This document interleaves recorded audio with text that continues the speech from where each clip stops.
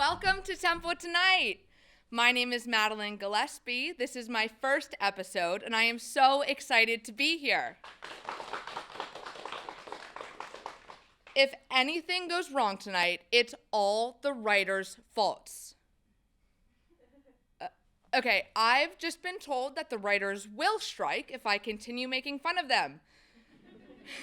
Regardless, let's take a look at some of the latest headlines. The first ever Philadelphia Polo Classic was held at Fairmount Park on September 24th.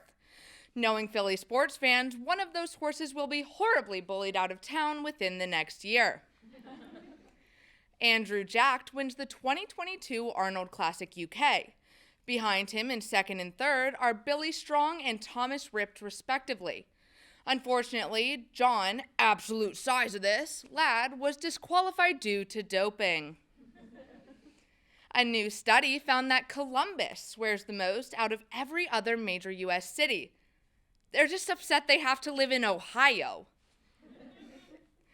The FDA has recently warned against using NyQuil as a chicken marinade. I tried giving it up, but DayQuil just doesn't give it that same smoky flavor that I love. A recent research study found that drinking several cups of coffee a day can help you live longer. On the other hand, drinking several cans of energy drinks a day may not help you live longer, but it will allow you to exist in a realm of existence between time and space. Well, that's all the news I can stomach right now. We've got a great show for you, and we'll be right back.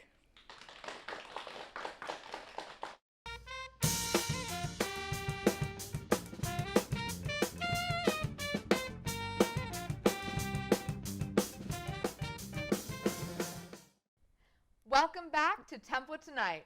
I have to be honest with you all. I'm kind of nervous about this hosting thing. I mean, it has its perks, but also so many responsibilities. To help put my mind at ease, I found a fun little fortune teller on Craigslist. Everyone, please welcome the great Zazaro Rowland. Hi, Zazaro, how are you? Skippity-doo, skippity-dee, I have a great many fortune for thee. Ugh, you're one of those fortune tellers. What do you mean one of those fortune tellers? Don't make me put you down like Old Yeller. Okay, sorry, you're the fortune teller, not me. So tell me, Big Zaz. Wait, can I call you Big Zaz? If that is what Madeline desires, then this new name, Zaz, will not perspire. Okay, great. So, first things first, Zaz. How's the rest of the season gonna go? You'll have to think quick, for the teleprompter will fall into a ditch. You'll forget all your lines, a big indiscretion. Many will wonder if you chose the right profession. No, I don't want to do bad at my job. There has to be a way for me to succeed. There is not much you could do to stop ratings from drooping, unless you start a feud with feel-good cooking. Wait, why would I start a feud with Feel Good Cooking? They haven't done anything to us. They make a mean roast beef, and so, in you, the people will lose all belief. You're ugly, and the network doesn't like you. It's true. They'd much rather see the cooking of stew. Okay, enough about me. What about the rest of the studio? I think it looks a little dreary in here. What fun little decorations do you think I'll put in? Decorating is too much of a slog. Instead, the crew will buy you a mascot dog. A golden retriever to be precise. In happiness, you'll name it Spice. Oh my god, I love dogs! And Spice is such a cute name. Thank you, Zaz. Hold on, friend. Zaz has more to say. For soon, Spice will be an ashtray. What do you mean by that, Zaz? In a state of clumsiness, you'll knock over a light. It'll collide with the cables and set studio alight. The fire shall blaze all on its way, and Spice will see their final day. I kill my own dog? To everyone belongs that dog. Don't be a greedy hog. In satin is the host position you will abdicate, and I, Tori Meltzer, will take your place. Wait. No, I didn't say that. I didn't say.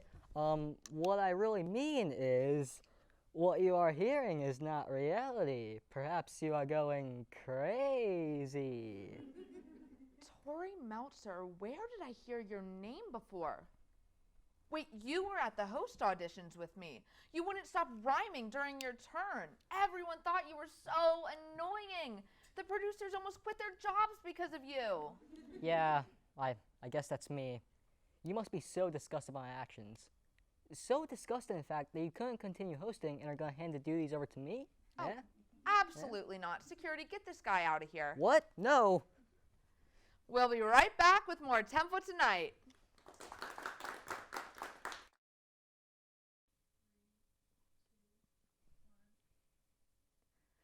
Welcome back to Tempo Tonight. Since we're low on funds, I don't get a salary as the host. So I've decided to take this matter into my own hands by getting a second job. Those textbooks aren't going to pay for themselves. I tried looking on Indeed and LinkedIn, but nothing really sparked my interest. I did, however, find this up-and-coming professional website called QuickJobsForCashNoQuestionsAsked.com. All right, let's get started. The first job that caught my eye was titled Personal Cheerleader. It says here that you would be assigned a person and cheer them on throughout the day, whether it be clapping when they ace their test, giving them a pat on the back when they wake up on time, or doing a quirky little song and dance when they brush their teeth. Yeah, right off the bat, this is not the job for me. There is nothing I hate more than making people happy. Now, another post that really caught my interest was Professional Ugly Person. Yeah, you heard that right. This job poster writes, I have a crush on a person in my class, and I want them to think I'm more attractive than I am. Apply now if you're willing to sit next to me looking generally distasteful and unsavory all the time. I would totally apply, but the kids back in high school didn't call me Mrs. Steal Your Man for nothing. It would be really unfair for me, as I am literally incapable of looking ugly. Good luck, though. After a little more digging, I finally found a job that I thought would be a good fit. It's titled Crossing Guard's Crossing Guard. This one is pretty self-explanatory. Once the crossing guard shift is over, you would become their crossing guard so they can safely cross the street to go home. At first thought, I figured this could be a pretty great side gig, but then I realized who would help me cross the street once my shift was over. And even if there was someone to help me cross the street, who would help them cross the street once their shift was done? The question kept me awake for so many nights. In the end, I had to pass up on this job. Anyways, the next job was titled Speed Walker for Hire. Basically, the person who posted this job is sick and tired of all the slow walkers around campus. And here's the thing, so am I, which is why I am out there every day, pounding the pavement for free. And I would never want to tarnish that by accepting a paycheck. So for whatever sellout accepts this job, I wish you luck. Woohoo, last one, and boy am I excited about it. This job is called Tempo Tonight Guest Star. Yeah, I couldn't resist, so naturally I applied. And I did in fact get accepted. They told me I can... Oh, actually, as a matter of fact, I am on the clock as we speak. If you would excuse me for a moment.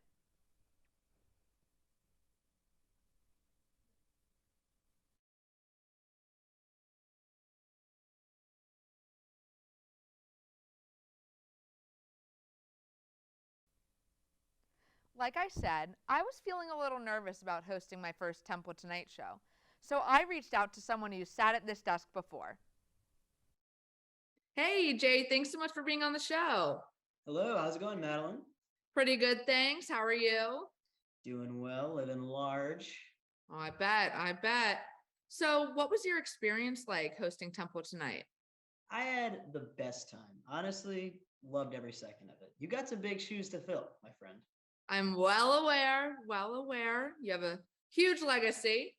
So what's your favorite bit that you did when you were on Tempo Tonight? Are there any sketches that really stick out to you? Probably my favorite thing we did was the musical number for Noah Tannen, our band leaders, leaving the show. That was a huge production. We didn't think we were going to be able to do it, and we pulled it off at the last second. So that's probably my favorite. That was a good one. The one where you sang a duet was another really good one. It was an apology to your co-star or something like that. Yeah, that's the one. I think we're talking the same Oh my thing. gosh, my bad. I am so sorry. Sorry. So do you have any advice for me going forward? It's my first time hosting. What can I do? How can I be the Yeah. best host? Well, I got a couple tips. One of them is listen to the interview subjects. It's very easy to just keep talking at them and making your little quips, but you gotta hear what they're saying during an interview. I had a couple of the early ones where it was just like white noise in my ears, and I didn't get anything they were saying. So definitely listen. Another tip is don't talk too fast, especially during the monologue jokes. It's super easy to just like rattle them off. An REP would get mad at me after like every episode for that. And the third one is don't let it go to your head. You're under those bright lights, you feel like a star, and you are a star. You can't let that get, inflate your ego. That goes badly. For sure. Definitely some great tips there. I am a bit of a fast talker. I know, I'm well aware. I've been told I would be a great auctioneer. Last night between takes, I did my special talent, which is listing all 50 states and capitals in under 50 seconds to give the audience something to listen to, but definitely good to keep in mind. So what are you doing now post-grad? What are you up to? Yeah, so now I live in sunny Los Angeles, and I work on an HGTV show. What show is it? Are you allowed to say? I don't know. Let's just say it is a fairly prominent one, and it is about home renovation on the West Coast, essentially. Okay. Does it involve siblings? No siblings. Okay. Roll that one out. Okay. What is your favorite part about being in LA? Big difference from PA to there. Yes. I would say the big difference, big plus out here is the weather, of course. Super nice out pretty much any day of the week. I kind of take it for granted, honestly. I don't go outside as much as I should, but every day is kind of perfect here, which is nice. So along with hosting, you also wrote for the show. What was that like for you? It was great. Honestly, some of my favorite memories in college were just hanging out in the writer's room, making some dumb jokes. We were really distracted a lot of the time. I'm kind of amazed sometimes that we would have episodes at the end of them because it was like mostly us just like being idiots. But it was great. I really loved writing. Definitely. Good. So one thing I absolutely love about your season is your opener of you walking around the city, throwing the pizza slice. Hate to break it to you, we are thinking of redoing that. Do you have any ideas for me here? Well, I would say you could just, you through the power of editing, superimpose your face onto my body and continue to use the open. But different strokes, whatever. I would say, maybe you could do one where you're, I don't know, maybe you're like on the subway or something. I always wanted to get involved. I wanted to do like go more ambitious, because I was just running around campus. Maybe you go further afield, I don't know.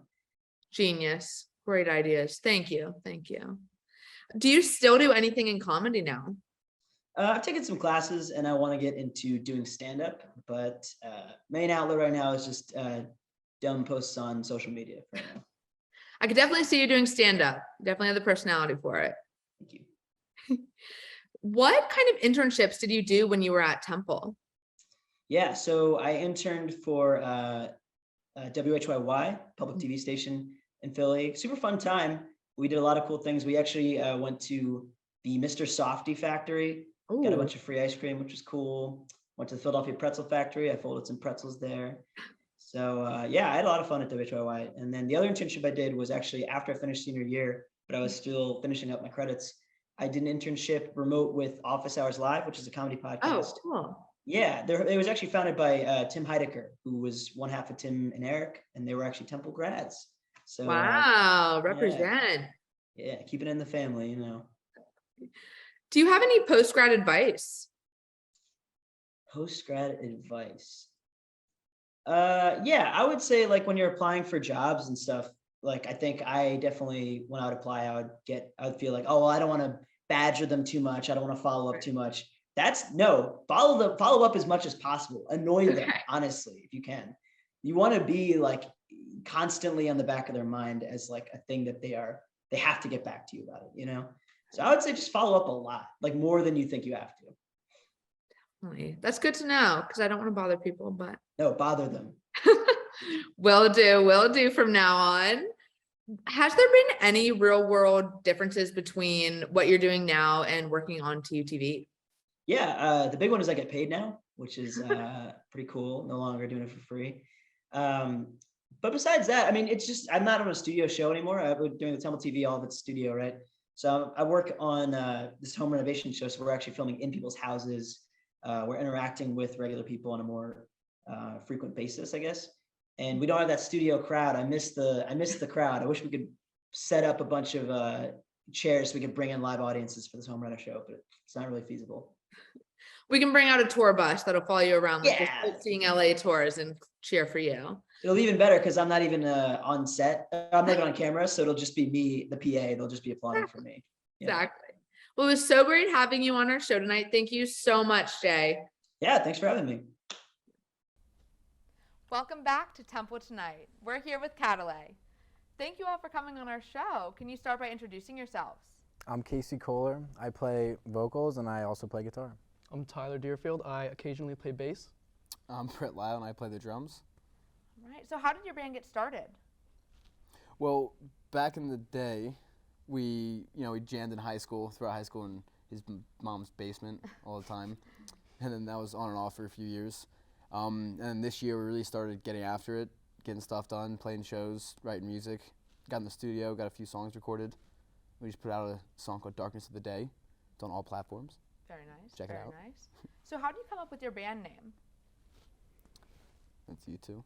I mean, honestly, our band name was we were just sitting in the basement and we were thinking, what hasn't been taken yet? And Cadalay was the first one that we could figure out.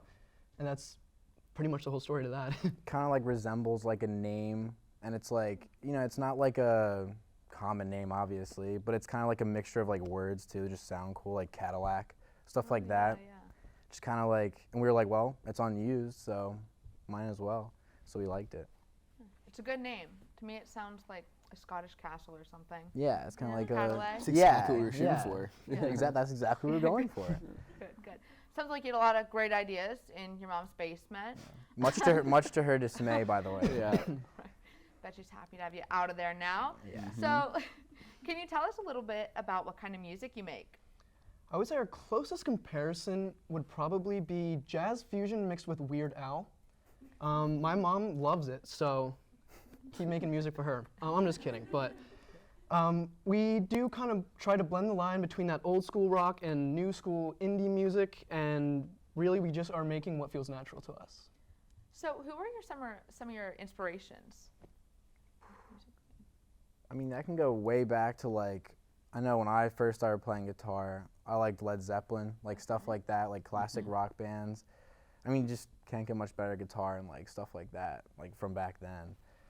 But I mean, we have like more modern day ones too. Yeah. Beach Fuzz is the big one. Yeah, Beach Especially Fuzz, last who year. actually was just, they came from Temple too.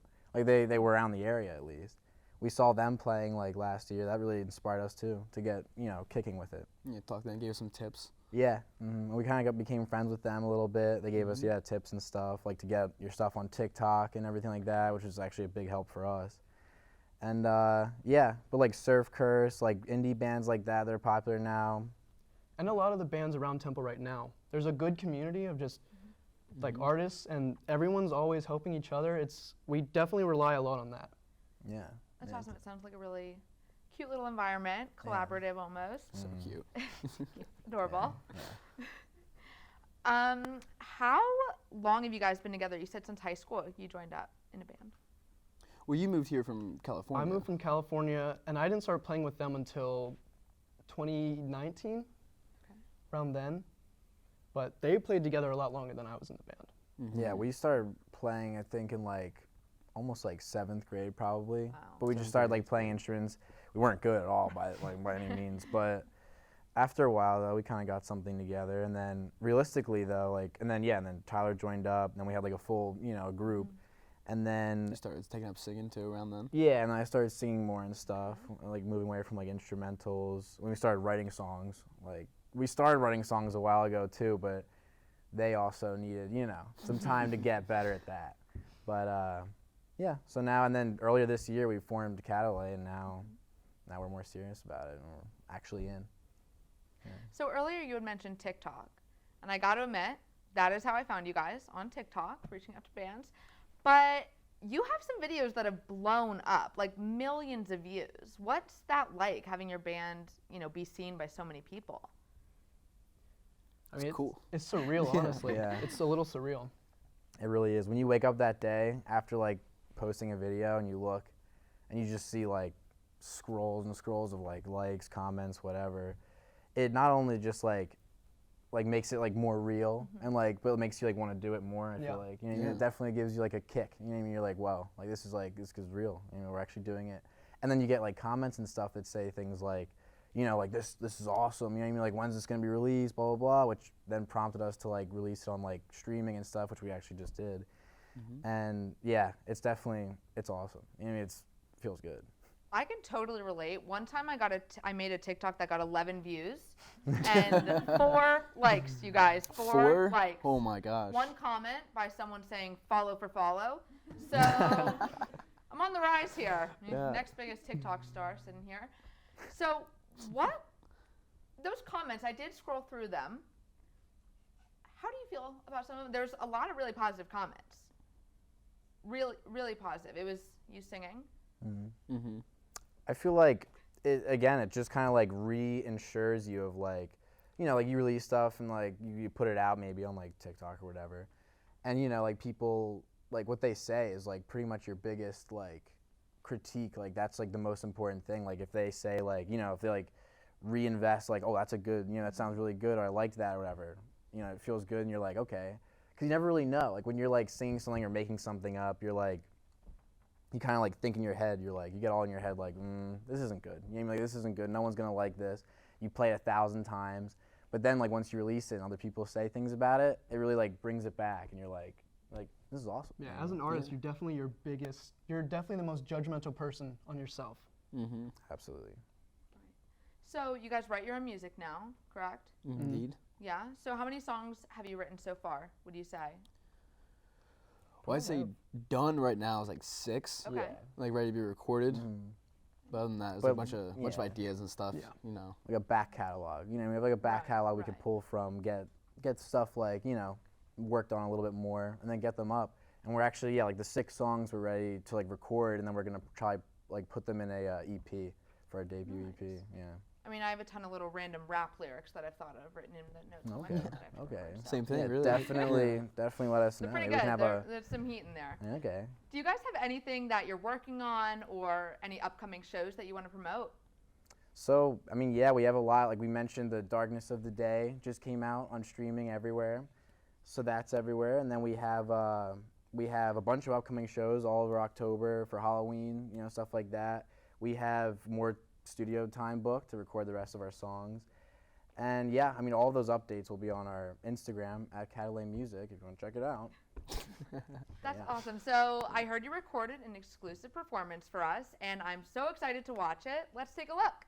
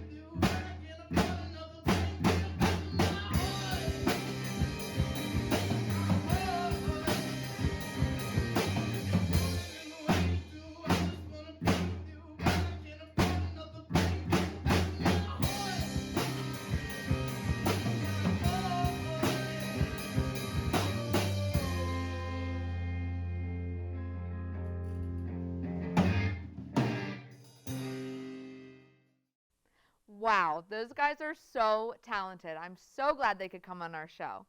I'm Madeline Gillespie. Thank you for watching Template Tonight, and a special thanks to Cadalay and Jay Thachet.